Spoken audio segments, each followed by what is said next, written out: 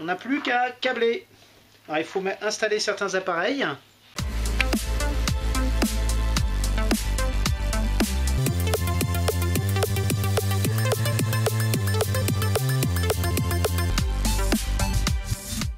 Pour le coffret électrique, finalement, j'ai pas mis de Schneider. J'ai gardé le coffret Schneider. Mais comme je voulais une unité, c'est-à-dire la même marque pour tout le matériel, et que j'étais déjà en sectionneur No-Arc, et que j'ai déjà tout le matériel en No-Arc aussi, donc pour celui-là, pour cette installation-là, j'ai tout mis en No-Arc.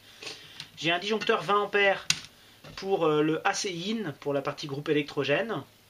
Un disjoncteur 16 A magnétothermique différentiel, donc c'est un monobloc qui fait les deux, pour la sortie.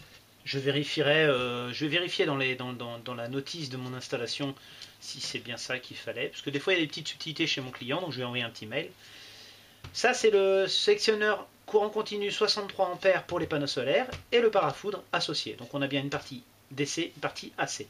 Puis ça c'est des borniers qui va permettre de raccorder la maison, de raccorder les utilisateurs, parce qu'en dessous un disjoncteur on ne peut pas mettre trop de câbles, donc je raccorde le bornier et après moi j'ai les prises de courant, j'ai plein d'autres choses. Donc voilà, comme ça, oui, il y a assez de place dans le coffret. Et c'est vrai, si on fait une deuxième rangée, on peut rajouter un autre coffret pour faire des extensions, des panneaux solaires et autres. Bon, bah, il n'y a plus qu'à faire le câblage, hein. Normalement, là, à cette étape-là, vous êtes censé avoir fait votre schéma électrique. Moi, je ne l'ai pas fait parce que j'ai l'habitude, donc je le fais après. Je le fais après parce que des fois, j'ai des petits changements, j'ai des petites choses qui viennent entre-temps, des spécialités de mon client ou autre. Et pour éviter... alors quand je fais faire avec quelqu'un, je prépare le schéma électrique avant. Mais c'est vrai que des fois il y a des modifs. Des fois il y a des modifs parce qu'on m'a dit bah non, c'est pas les mêmes panneaux solaires, c'est pas le même couplage. Pas le même... Donc je préfère faire d'abord et faire le schéma après. Mais dans votre cas, vous aurez, à mon avis, le schéma de fait avant. Puisque vous aurez besoin de savoir où vous allez, si c'est pas votre métier. Donc bah c'est parti pour le câblage. Les outils que je vais utiliser le plus pendant le câblage, c'est une pince à bec fin, certains appellent ça une pince croco, et elle est tordue parce que comme ça, moi, être en face ça m'embête, donc comme ça je peux pincer le câble et le mettre par exemple dans un disjoncteur. Des fois mes gros doigts passent pas. L'idée c'est pas d'abîmer le câble, mais de m'aider à guider les câbles. Ça c'est un coupe-câble qui est mieux qu'une pince coupante, qui est arrondi, qui permet de couper des grosses sections. Alors 50, 75 carrés ça commence à faire, 50 carrés ça passe bien, et puis toutes les autres en dessous. On peut aussi s'en servir pour dénuder, je vous montrerai comment. Ça c'est ma pince coupante d'électricien, alors c'est la pince standard, il en existe un autre modèle pour couper plus gros. Donc c'est une pince articulée, vous remarquerez que c'est du matériel Magnusson de chez Brico Dépôt. Hein. Donc elle est articulée pour pincer plus gros, elle ne prend pas forcément plus large, mais elle a plus de force. Franchement j'en sers quasiment jamais, c'est plus pour couper du fil de fer. Ça c'est ce qu'on appelle un jokari, ou un épluche câble. On positionne le câble à l'intérieur, je peux mettre mon doigt, il y a une petite lame. Il y a cette lame-là, moi, qui me sert jamais. Il y a des modèles Jokari qui ne l'ont pas. J'aurais pu la virer, mais bon, de temps en temps, ça sert pour défaire des bouts de scotch et autres. Mais j'ai mon ancien associé qui s'est malencontreusement envoyé cette lame à l'intérieur de la main et qui a eu beaucoup de points de suture. Donc moi, j'ai une méthode pour pas me faire mal. Mais bon, ça fait longtemps que je l'ai, marche très bien. Donc on s'en sert, on met le câble dedans, on tourne, on tire et ça épluche le câble, ça enlève l'isolant. C'est quelque chose qui se règle ici. Petit tournevis, grand tournevis, ce sont deux tournevis plats. De temps en temps, j'ai besoin d'un tournevis cruciforme pour certains disjoncteurs qui ont du mal à serrer avec du plat. Et puis, des fois, il y a d'autres outils. Bon, bah, on verra au fur et à mesure. Mais ça, en gros, je les laisse là parce qu'ils me servent tout le temps. Bon, là, on est le lendemain. Il y a plus de lumière. Je ne sais pas si vous voyez très bien, je vais zoomer après. Donc là, ce qu'on va faire, c'est on va commencer par le circuit en 230 volts. Par précaution, comme ça on est sûr qu'on ne fera pas d'erreur du côté de 130 volts si à un moment donné on met sous tension l'onduleur et qu'il nous envoie du jus. Bon là il n'y a aucun câble demi, donc on pourrait commencer par le 24 volts, parce que là on est en circuit 24 volts. Mais si on apprend l'habitude de faire comme ça, on est sûr de ne pas avoir de problème. Alors mon onduleur, là il est livré sans les presse-étoupe ici, ils sont dans un petit sachet. Je ne sais pas vraiment pourquoi, je me demande si c'est pas parce que ça... Est-ce que ça prend plus de place? Est-ce que ça gêne certains câbles, certaines sections? Bon, moi j'en ai besoin des presse-étoupe. Alors c'est quoi un presse-étoupe? C'est un genre de passe-câble en fait. C'est ça, hein. On le visse, on le passe à travers la ferraille, on le visse derrière pour qu'il tienne. Et à l'intérieur, il y a un caoutchouc. C'est un petit peu comme quand on a un tuyau d'arrosage, ça sert le tuyau d'arrosage, sauf que là c'est un caoutchouc et on a ce bouchon qui est un petit peu conique. Et plus on va le serrer, plus le caoutchouc va se rétracter au milieu et va réduire son diamètre pour venir serrer un câble. Donc c'est plutôt quelque chose qu'on met pour tout ce qui est étanche, mais ici c'est pas une fonction d'étanchéité parce que l'onduleur a des petits trous partout, c'est plutôt une fonction de tenue du câble, c'est-à-dire qu'il ne faut pas qu'il s'arrache. Là il n'y a pas grand chose qui va l'arracher, mais je veux pas non plus que la ferraille vienne couper l'isolant, donc je vais les mettre et puis après tout ils sont fournis avec. Donc ça se met comme ça dedans et on visse derrière. Alors des fois c'est difficile à visser ou à placer, donc des fois c'est carrément pressé tout qu'on tourne jusqu'à ce que ça serre suffisamment. Il ne faut pas qu'il bouge. Dans certains cas il y a même des joints pour que l'étanchéité soit bonne entre les deux. Là il n'y en a pas, donc c'est clairement pas des presse-étoupe destinés à l'étanchéité complète. Bon, ceci dit, ils sont en bas, ils sont sur la partie basse de l'onduleur, donc pour faire passer de l'eau, c'est faut y aller quand même. Ça a quand même une fonction aussi anti-insectes, c'est pas mal.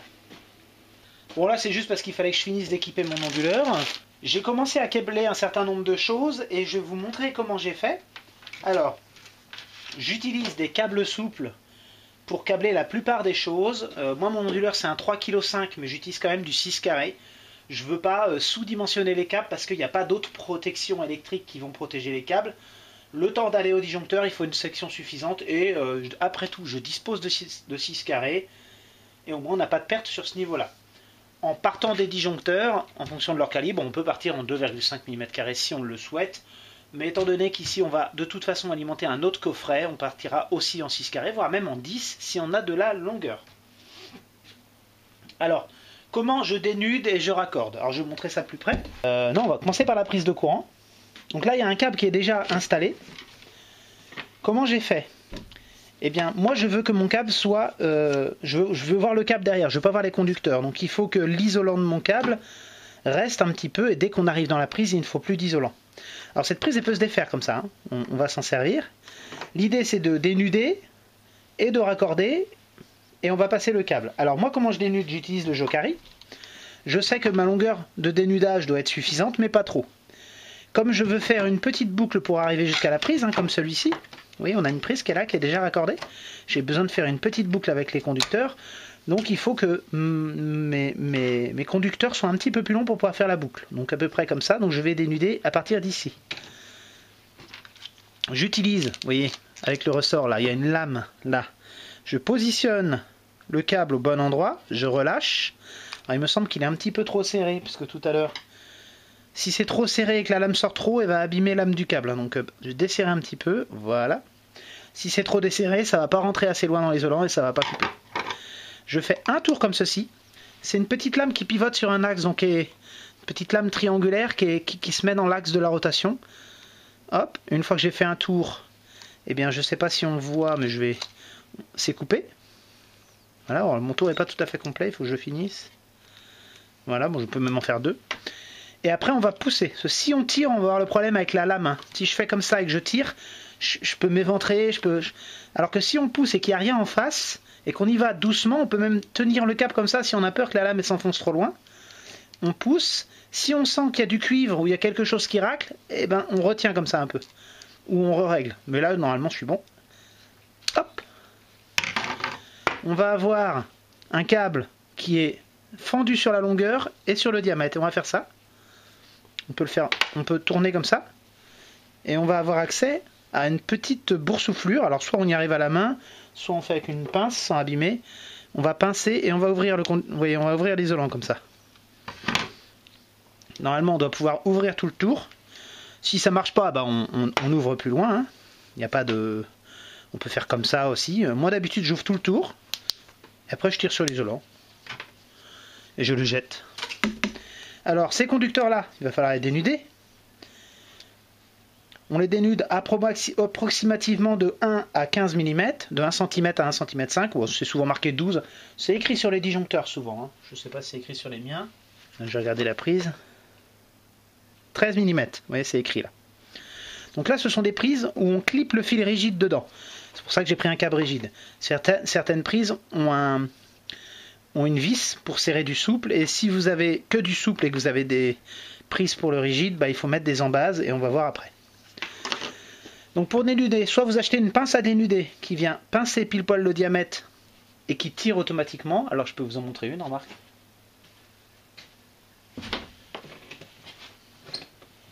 Merde alors, la pince à dénuder. Il n'y en a pas d'autre? Ah si, elle est là.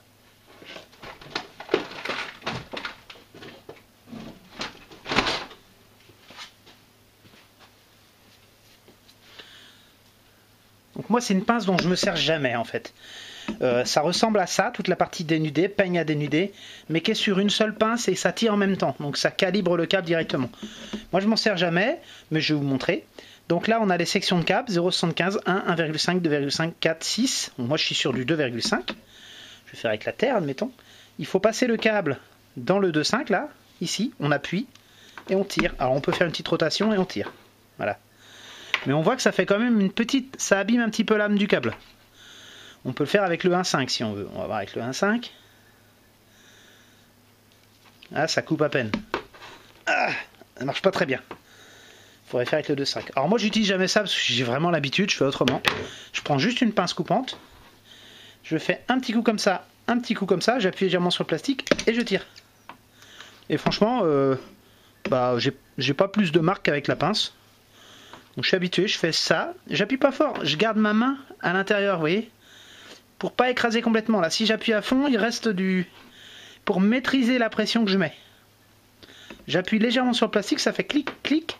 Éventuellement, je tourne si je veux et je pousse. J'ai quelque chose de beaucoup plus propre que là. Mais il y a certaines pinces qui sont très très bien et qui vont mieux faire le taf que moi. Il m'est déjà arrivé d'abîmer l'âme du conducteur et au moment de serrer, ça casse. Parce que quand on va le tourner, ça peut casser. Quand ça arrive, il faut recommencer. Il ne faut pas non plus être trop bourrin. Mais je vous encourage à acheter la bonne pince directement. Bon, dans une prise de courant, on a toujours le neutre à gauche. Toujours. Il n'y a que dans les multiprises et les rallonges qu'on se retrouve souvent avec un neutre au mauvais endroit. Puis normalement c'est marqué, donc on a la terre au milieu, normalement on est censé avoir un neutre à gauche. Alors là, est-ce que c'est marqué? C'est marqué sur les prises Legrand, Mural, mais là c'est une prise étanche, ça n'a pas l'air d'être marqué. Donc on met dans la borne qu'on veut, du moment qu'on est du côté neutre, du côté terre ou du côté phase. Là où ça nous arrange, parce qu'on peut mettre 2 fils. On peut mettre 2 fils parce qu'on peut faire des pontages entre les prises. C'est 2 fils maximum par borne. C'est valable aussi pour les disjoncteurs. Donc une fois qu'ils sont dedans, vous voyez, ils ne doivent pas beaucoup dépasser, donc là ils dépassent un petit peu mais c'est pas très grave. Ils sont dans la bonne. Et pour plier, eh ben moi j'utilise un tournevis que je positionne derrière comme ça pour pas plier trop fort le cuivre, sinon il va casser. Et je fais ça. Voilà, j'ai une belle boucle qui me permet de passer derrière. La longueur est bonne, vous voyez, avec l'habitude. Je vais percer le caoutchouc ici, ou alors je peux... Comment dire? On va mieux voir comme ça. Il faut que le câble passe par là. Donc soit je tire sur la languette et ça enlève tout le rond qui est là, mais ça m'intéresse pas. Je veux garder une certaine étanchéité, c'est souple ça. Soit je fais un petit trou avec le tournevis. Voilà. Soit je passe directement le câble dedans et après je m'arrange pour le mettre. Mais moi je vais pas faire comme ça. Je vais le mettre en place parce que j'ai besoin de viser le trou qui est derrière. Donc je vais pousser à travers et je vais essayer de viser le trou de la goulotte. Voilà. Il faut qu'il se mette bien quand même dedans. Voilà. Sinon ça va être compliqué. Voilà. Et je vise le trou.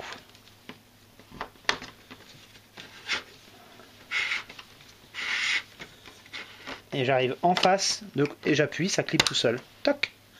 Et je vais refermer mes prises tout de suite, comme ça sera fait. Donc les prises, celle-là, mais c'est valable pour beaucoup de constructeurs, il faut ouvrir pour avoir accès aux vis. Des fois c'est des clips, des fois il y a plein de modèles. Donc les vis vont dans les petites filetages ici, on la positionne, et puis on vient visser.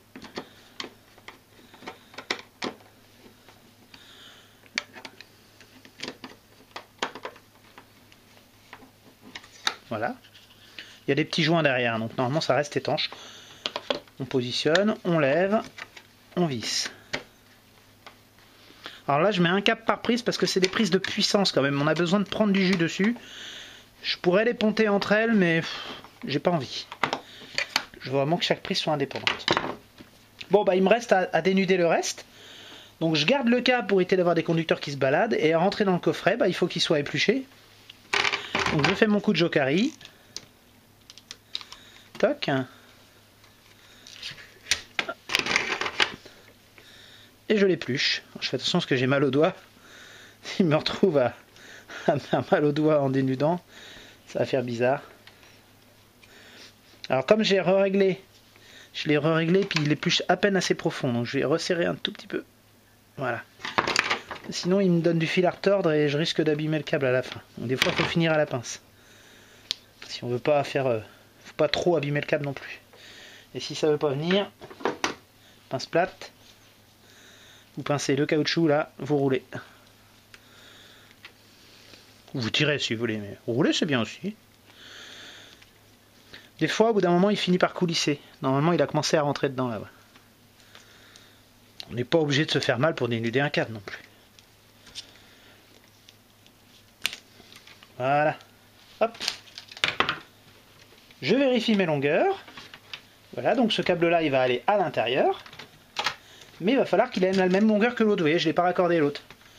Donc, une fois que je suis là, il faudrait que j'ai à peu près la même longueur au niveau de phase neutre. Souvent, la terre n'a pas la même longueur. Attendez, elle m'embête. Voilà. Donc, je sais que je vais arriver par là. Il est où ma pince? Tac. Je dénude. Donc j'ai mon doigt là qui gère la longueur. J'ai ma pince qui est bien dans mes doigts. Je fais tac, tac et je pousse. Tac, tac et je pousse. Oui, je ne suis pas obligé de tirer, je peux pousser avec le pouce. La terre, elle peut être un petit peu plus longue. On va voir après. Donc je positionne. Donc c'est deux câbles qui vont être en parallèle sur le même bornier. Vu qu'on peut en mettre deux par borne à chaque fois. Je vais laisser la terre de côté pour l'instant. Je vais prendre que le neutre. Donc le neutre de chaque prise. Je mets par exemple à droite, dans mon bornier qui est là-haut, parce que c'est mon bornier qui, je vous ai expliqué tout à l'heure, qui permet de réunir le 230 volts de la maison. Les deux câbles sont de la même section, ils vont se mettre tout naturellement côte à côte. Je vérifie d'ailleurs si c'est bien mis, parce que voilà, faut pas qu'ils se croisent. S'ils se croisent, ça va pas faire un bon contact. Voilà. Je serre, faire attention de ne pas éclater la borne, des fois il faut la tenir. Voilà. Je fais pareil avec la phase.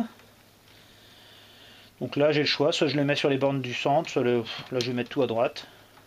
À droite du neutre, à droite de la phase. Alors le neutre c'est toujours le bleu. La phase c'est plusieurs couleurs. Ça dépend de la phase. Phase 1, phase 2, phase 3. Le conducteur actif peut avoir plusieurs couleurs, sauf le vert jaune. Mais le neutre est toujours en bleu. Ça peut arriver qu'on le trouve en gris dans certains câbles, mais normalement le gris c'est censé être une phase. Mais si vous faites de la rénovation, vous pourrez trouver du gris. Si vous faites du neuf, il ne faut pas mettre de gris. Voilà. Et il me reste la terre. Je voudrais la mettre à peu près à la bonne longueur pour qu'elle arrive à côté de l'autre. Voilà, on va la raccourcir un tout petit peu. L'idée c'est que ce soit esthétique, que ça prenne pas trop de place. Parce qu'il faut rajouter plein d'autres câbles. Hein, donc, voilà. Et là c'est comme la prise de courant. Il y a juste à clipper dans la terre. Pas très dur. Donc là on arrondit avec les doigts. C'est suffisant. Donc là c'est la partie prise de courant. Maintenant on va voir la partie onduleur. Sur la partie onduleur, j'ai déjà raccordé un câble ici. Je suis passé dans le presse-étoupe, j'ai serré le presse-étoupe et j'ai raccordé là. Alors comment j'ai fait? Les câbles, alors moi c'est pas tout à fait des câbles, ça c'est des sortes de gaines qui me servaient pour les pompes à chaleur, donc il y a un isolant. Je m'en sers, j'en ai tout un stock, mais normalement on prend souvent du câble ou des conducteurs souples avec une petite gaine. Enfin, il y a plein de façons de faire. Alors je le dénude, donc là j'ai deux petits conducteurs que je vais vous montrer pour exemple qui vont me servir pour faire un pontage. Ils sont normalement de la même longueur, donc s'ils ne le sont pas, ils vont le devenir. Voilà. Je les dénude, donc comme tout à l'heure, sauf que je fais attention, c'est du souple. Hein. Le souple, c'est plus fragile. Hop. Des fois, ça marche pas. Vaut mieux que ça marche pas plutôt que casser le câble. Hop. Un jour, j'achèterai une pince à dénuder. Alors, il y en a qui font avec des paires de tenailles, avec... À partir du moment où on a la dextérité et qu'on a la possibilité de s'entraîner, hein, bien sûr, ou alors qu'on a un câble trop long et qu'on a la possibilité de se rattraper en dénudant une nouvelle fois, ça ne pose pas de problème de faire ça. Donc j'ai mes conducteurs, je les torsade un tout petit peu mais pas trop, faut pas qu'ils prennent de l'épaisseur, mais il faut que les brins se tiennent entre eux, vous voyez. Et je vais utiliser des embasses comme ça. Alors avant j'en utilisais pas, ça me posait pas de problème, parce que la plupart des bornes, c'est des bornes carrées qui écrasent. Donc ça se passe très bien. C'est vrai que s'il y a un brin qui s'en va, on ne le voit pas forcément. Donc l'embase de la bonne section, donc là c'est du 6. Je la mets dedans, je tourne un peu pour être sûr que ça rentre bien. Vous voyez, le conducteur est là. Et j'utilise une pince à sertir comme ça, c'est une sorte d'étoile qui vient serrer. Et on règle dessus ici le couple. Donc là je l'ai mis quand même assez fort pour bien écraser la cosse. Hop. Des fois on fait plusieurs fois. Et puis ça fait une forme étoilée comme ça. Et après ça va tenir l'embase. C'est pas vraiment ça qui sertit le câble. Hein. Ça va permettre après de bien rentrer dans la borne. Et la borne va écraser le tout. Une fois que c'est écrasé, ça n'aura plus la même forme. Il existe certaines embases qu'on ne sertit pas, qu'on met directement dedans et c'est en serrant que ça sertit. Hop. Ça peut dépasser un petit peu. Si ça dépasse trop, on peut couper. Donc là par exemple, je vais couper pour vous montrer. Tac.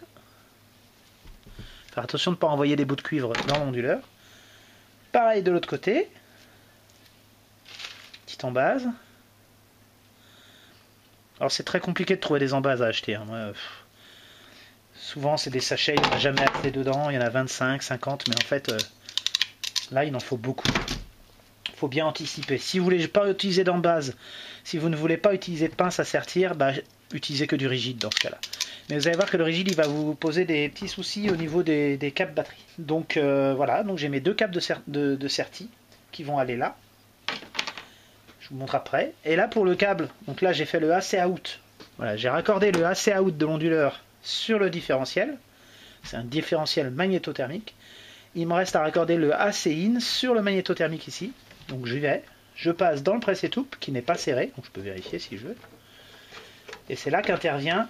Il faut bien avoir vérifié avant que les bornes sont desserrées. Et là, on a notre fameuse pince croco. Donc je mets ma phase. Je la maintiens bien dedans, sans écraser le fil. Je visse. Donc là, tournevis plat.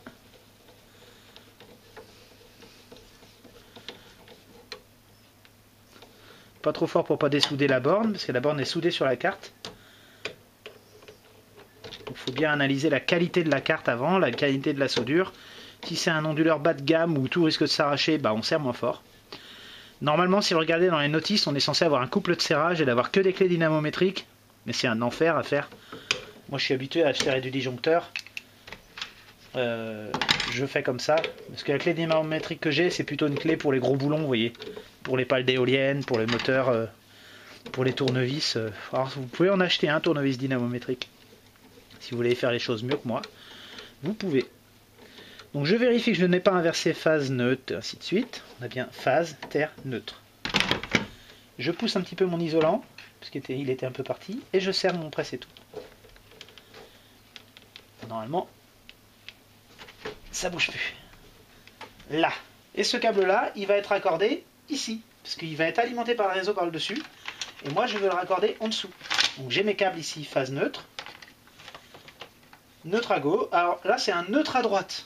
Ah oui, faites attention, c'est un disjoncteur allemand. Neutre à droite. C'est rare. Normalement, le neutre est à gauche. Mais là, le neutre est à droite. C'est écrit dessus. Donc ça me permet de voir que je me suis trompé en haut du disjoncteur. Alors sur le différentiel, c'est pas grave, mais sur le magnétothermique, c'est grave parce qu'il n'y a que la face qui est protégée. Donc le disjoncteur est bien un bipolaire, mais la protection n'est pas bipolaire. Là, j'ai fait une petite astuce. Je vous montre. Au niveau de la terre, comme le bornier de terre il n'est pas extensible, il n'y en a pas des tonnes, on peut en rajouter un plus grand si on veut. J'ai une petite astuce, c'est quand j'ai du 6 carré, je mets une cosse de 12 ou de 10 et je sertis les deux ensemble. C'est assez fréquent ce genre de pratique en électricité, c'est assez pratique justement. Et comme ça on peut le mettre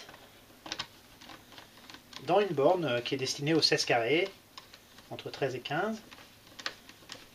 Parce que c'est des bornes à vis, et si j'en mets que du 6, ben j'aurais du mal à tout raccorder, parce que j'ai encore d'autres terres à raccorder. Autre petite précision avant que la caméra ne s'éteigne, il n'y a plus de batterie. Là, les fils, si on veut bien les serrer, il faut prendre un cruciforme. Donc on est hors tension, donc celui-là n'est pas isolé. Parce que le plat, des fois, il a un petit peu de mal à finir le couple. Il rip. On est obligé de faire au cruciforme. Donc je fais mon pontage, j'ai réinversé mon neutre. Ah, no arc c'est check à la base, donc c'est pas très grave. Le neutre est toujours à gauche sur les prises. Sur les disjoncteurs en Europe, il est censé être à gauche aussi. Mais j'ai vu des disjoncteurs de d'autres marques aussi avec le neutre à droite, c'est assez perturbant. Ce qu'il faut, c'est qu'ils l'aient tous du même côté si on a l'intention de mettre des peignes pour répartir le courant. Si on veut répartir la phase, le neutre, pas qu'il y ait d'inversion, très important. Hop. Donc là j'ai serré avec le cruciforme et là-haut je vais serrer avec le plat, puisque c'est une borne plate. Alors ce sont des bornes jumelées, c'est-à-dire qu'il y a une petite barre, c'est du 16 carré. Une petite barre au milieu là qui les réunit, je vérifie que c'est bien serré. Qui permet de faire deux bornes mitoyennes raccordées entre elles. Le neutre.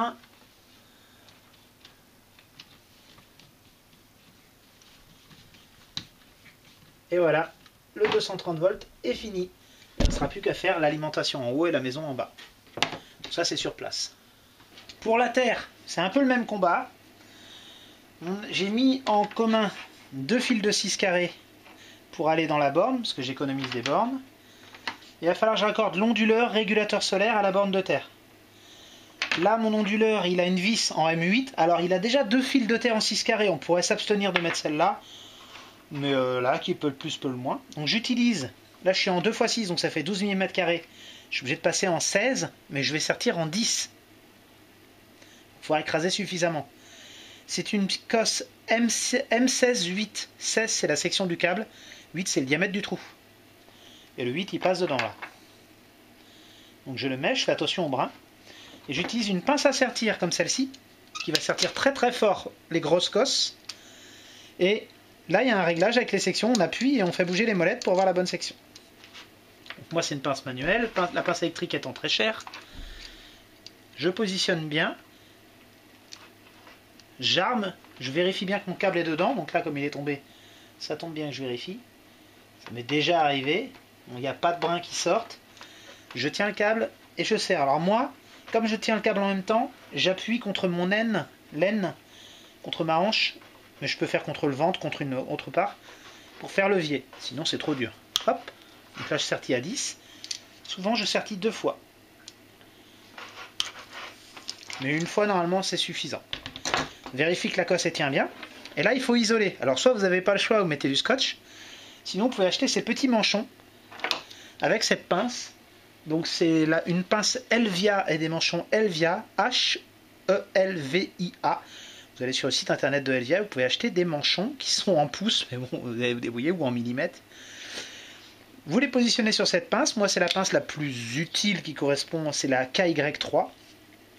Vous mettez le manchon, vous appuyez, vous voyez, ça ouvre le caoutchouc. Passez la cosse, vous la mettez un petit peu plus loin, pas là où vous voulez la mettre, mais un peu plus loin. Vous refermez, vous pincez le caoutchouc, mais pas les pinces, et vous tirez sur l'ensemble. Voilà. Vous voyez, le caoutchouc est revenu un petit peu. Donc là, il est au bon endroit. J'ai la même chose à faire de l'autre côté. Pour mettre une toute petite cosse en 6 carrés. Pour aller sur le régulateur solaire. Donc je suis obligé de changer ici. Passer en 6. Donc il y en a un des deux qui est un peu abîmé. Parce qu'à force de sortir des gros câbles. Voilà, des fois ça se rigidifie un petit peu. Je positionne ma cosse. Qui est une cosse rikiki. Donc c'est une M6 6. Je crois que c'est une 6 celle-là, oui. Une vis de 6 qui va dedans. Je la mets, je fais très attention au brin. Voilà, vous voyez, elle est pile poil. Je la sertis. Toc. Et il se peut que ça sertisse pas assez fort. Je sens que ça ne serre pas très dur. J'ai l'impression que ça tient pas du tout.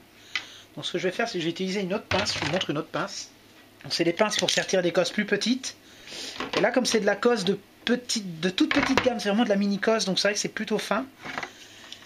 Et ça ressemble un peu à une pince MC4, vous verrez ça un peu plus tard. Donc c'est une pince un peu standard à sertir, pareil avec un réglage ici de force. Et on a plusieurs embases, on peut changer les accessoires là. Moi j'en ai pas mis plusieurs accessoires, j'en utilise qu'un. On met, alors le jaune c'est 6 carrés, ça doit être 2,5 et 1,5. Alors là je vais faire directement au 2,5, c'est vraiment une toute petite cosse. Je positionne dedans, je vérifie que mon câble il s'est pas barré, donc il s'est barré. Et j'y vais. j'appuie comme un bourrin. Hop. Si je vais pas jusqu'au bout, de toute façon je peux pas sortir. Ça tient à peine assez. Je refais un coup pour que ça sertisse au bon endroit. Là. Et là ça tient. Petit manchon, j'ai un doute hein, si le manchon il va tenir. S'il tient pas, je mets un scotch, ou alors je mets rien du tout, c'est une liaison équipotentielle. Disons que ça évite que les brins se baladent ou qu'on se coupe. Et après j'attache les liaisons aux bons endroits. Donc j'en ai un qui va là, avec sa vis. Et avec l'embout, alors je fais d'abord à la main, pour le mettre dedans.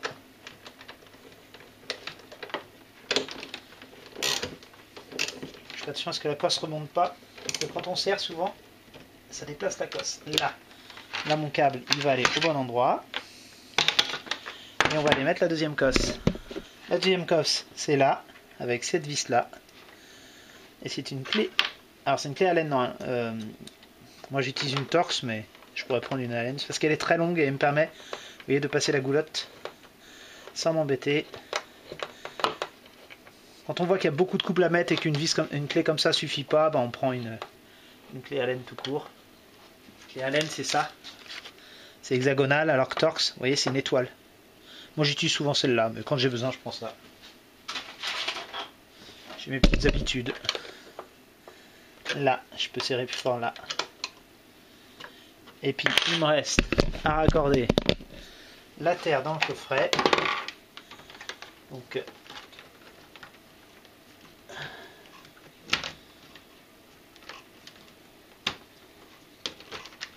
allez, là. C'est pas la terre, c'est ils ont mes plus potentiels. C'est des masses quoi. Après il va y avoir encore deux fils qui vont venir. Le conducteur qui vient des panneaux solaires et celui qui va au piquet de terre, voire même à la maison. Hop, peut-être rajouter une borne de terre moi à côté. Allez, je vais voir si j'en rajoute pas une, c'est pas mal. Mais ça j'aurais pas pu l'anticiper, il passe beaucoup de temps au bureau avec un logiciel, donc j'ai toujours un peu de stock. Hop. Là mon fil il passe bien là, et je sais que là j'aurai peut-être quelque chose pour tenir les câbles. Bon, alors maintenant on va raccorder les panneaux solaires. Avant, je vous explique 2-3 choses. J'ai changé de parafoudre parce que je me suis rendu compte, je m'étais trompé, j'avais pris un parafoudre en 230 volts alternatif. Donc j'ai pris le 1200 volts continu, ils avaient la même gueule, sauf qu'il y a un module de plus. Alors ça me laisse un petit peu moins de place. Et j'ai rajouté une borne de terre ici, parce que je manquais un petit peu de bornes et je pense que ça va embêter l'installateur. C'est mon collègue Damien. Il va peut-être pas non plus mettre cette borne là, parce qu'il n'y a pas beaucoup de place, mais après elle peut se défaire. Hein. On la défait, on la fixe, on la remet. Il y avait un peu plus de place tout à l'heure quand il y avait un module de moins. Bon, puis là il y a ce disjoncteur à remettre, pour l'instant je ne l'ai pas fixé. Alors qu'est-ce que j'ai fait? Je suis parti de mon régulateur solaire. Le courant vient des panneaux, hein, mais bon, moi j'ai commencé par le régulateur solaire. C'est marqué PV ici pour photovoltaïque, et ce sont des bornes en M6, diamètre 6. Donc j'ai des cosses en M6, c'est important, sinon il faut mettre des rondelles et ça va pas être pratique. Je suis parti en 16 carrés. Pourquoi en 16 carrés? C'est un régulateur en 80 ampères, 24 volts, ce qui fait à peu près 2400 watts de mémoire. Il va fonctionner aux alentours de 80 volts, et donc on inverse, c'est comme si on avait 30 ampères dans le câble. 30 ampères, j'aurais plutôt mis du 10 carré, mais je me permets de mettre du 16 sur cette petite longueur là. J'aime bien surdimensionner un peu les câbles pour les goulottes, mais venant des panneaux, ça sera certainement 2 boucles de 4 carrés ou 2 boucles de 6 carrés. Je ne veux pas sous-dimensionner le câble à ce niveau là. Donc je pars d'ici avec ma petite cosse que j'ai sertie, j'ai mis mon petit isolant, j'arrive ici sur un disjoncteur 40 ampères en courant continu, et j'ai ma cosse. J'ai une cosse qui va réunir deux câbles, un en 16 carrés, un en 10. J'aurais pu faire 2 x 10, et je ne pouvais pas faire 2 x 16. Le 10, il va sur le parafoudre, sur le moins. Alors on remarque que le moins et le plus, c'est pareil, hein, c'est plus, moins, plus, moins. Alors il y a une petite astuce ici. Là, j'ai bien ma cosse que j'ai sertie comme tout à l'heure, mais là, j'ai une cosse qui est assez grosse, qui est celle-ci, et elle n'est pas facile à mettre, donc je bidouille un petit truc. Je vous montre. Donc là j'ai mes deux câbles, là c'est les rouges. Je mets le 10 et le 16 côte à côte. Et l'idée, c'est de réussir à mettre cette cosse, que j'ai déjà un peu raccourci parce qu'elle était trop longue, pour réunir les deux. C'est parfaitement possible. Sauf que, du coup, le plastique, là, il gêne. Donc je suis obligé de l'enlever, le plastique. D'habitude, je ne fais que le pincer, mais en général, il casse quand je fais ça. Je vais essayer de le garder pour vous montrer, mais c'est plus pratique de le garder, parce que ça guide bien les brins. Ça fait un sort d'entonnoir. Mais je vais le virer après. Donc je mets... Et le fait qu'il soit fendu, ça permet de passer les isolants, vous voyez, pour le mettre jusqu'au bout. Et là, il se passe un truc, c'est que ma pince, elle est trop petite pour ça. Alors, je fais un truc de vieux baroudeur, je prends un disjoncteur vierge, enfin qui va me servir de pince à sertir. Je mets dedans et je visse. Et comme les bornes elles sont carrées dedans, c'est pas juste des vis, je vous montre, hein. Quand on visse, ce sont bien des gros carrés qui se déplacent. Voilà, ça aplatit. Donc ça va rendre ma cosse carrée et bien sertie. Hop, je serre à fond et je desserre. Toc. Voilà, donc ma cosse elle est sertie rectangulairement. Alors là, je vais peut-être laisser l'embase. Elle n'a pas cassé, mais sur l'autre, elle a cassé. Ce que j'ai fait, c'est que j'ai mis une petite en base de couleur. Donc là, je vais la mettre par-dessus, pourquoi pas. Et je la positionne. Et j'enlève. Hop là. Normalement, elle bouge à la main. Voilà, pour la réajuster. L'idée, c'est qu'il n'y ait pas de brin qui aille autre part. Et donc voilà, j'ai mes deux câbles qui sont sur une grosse section, comme ça, qui vont rentrer dedans. Ça va me permettre de raccorder le parafoudre. Et de l'autre côté, je vais mettre ma cosse en 16 carrés. Comment je fais? Alors je crois que la cosse est un petit peu longue. J'utilise mon coupe-câble. Ça coupe super bien. Je fais bien attention à ce qu'il n'y ait aucun brin qui sorte. Donc là, je suis en M16 6. J'ai installé mes raccords là sur le 16 et je sertis. Donc comme tout à l'heure, même combat. Je positionne ma cosse, je positionne mon câble et je serre. Je fais 2 fois aussi. Quand je fais la deuxième fois, je décale un peu la pince. Hop. Donc c'est plutôt bien serti. Ça tient. Et il faut maintenant que j'y mette le petit bitonio, le petit isolant au bon endroit. Voilà. Et je vais pouvoir les raccorder. Alors je raccorde dans mon régulateur. Donc mon plus est là. J'enlève la vis.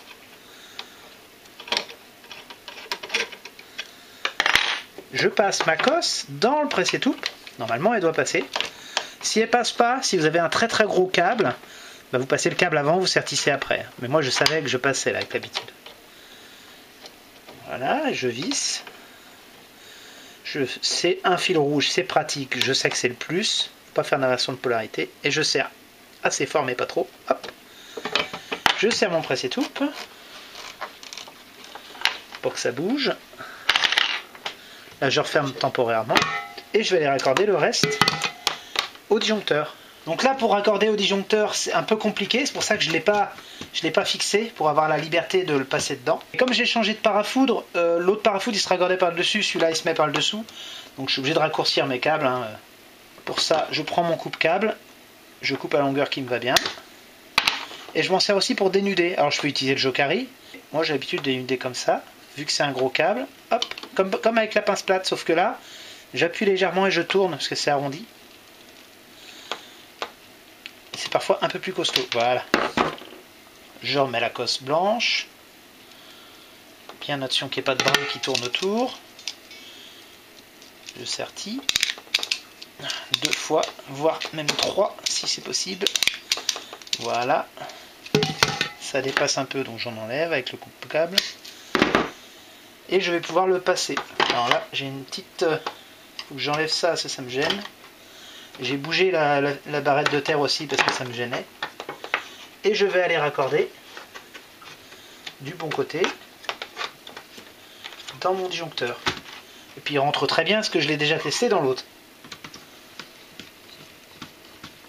là, je serre un tout petit peu au début. Je positionne mon disjoncteur pour de vrai, parce que maintenant il est bon. Voilà. Normalement, il ne devrait pas bouger. Il bouge. Pourquoi il bouge? Là. Là. Et ensuite, mon fil plus.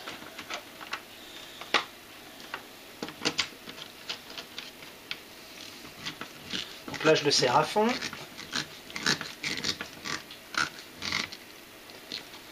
Et je finis de serrer là. Hop! Je positionne mon câble. Je remets ma barrette de terre. Voilà. Et je dois pouvoir remettre ma terre ici aussi. Les panneaux solaires seront raccordés en haut. Et le parafoot, il est raccordé en bas. Pourquoi? Parce qu'il faut pouvoir isoler les panneaux solaires du parafoot s'il y a un problème et si on veut changer les cartouches. Donc on ne raccorde pas au-dessus le panneau solaire, on raccorde bien en bas, côté régulateur. D'accord? Si on veut plus de précaution, on rajoute un autre disjoncteur, mais ce n'est pas nécessaire. Ce disjoncteur-là, il fait office d'isolation entre la source, qui est les panneaux solaires, et le parafoudre. Le régulateur solaire n'est pas une source. D'accord?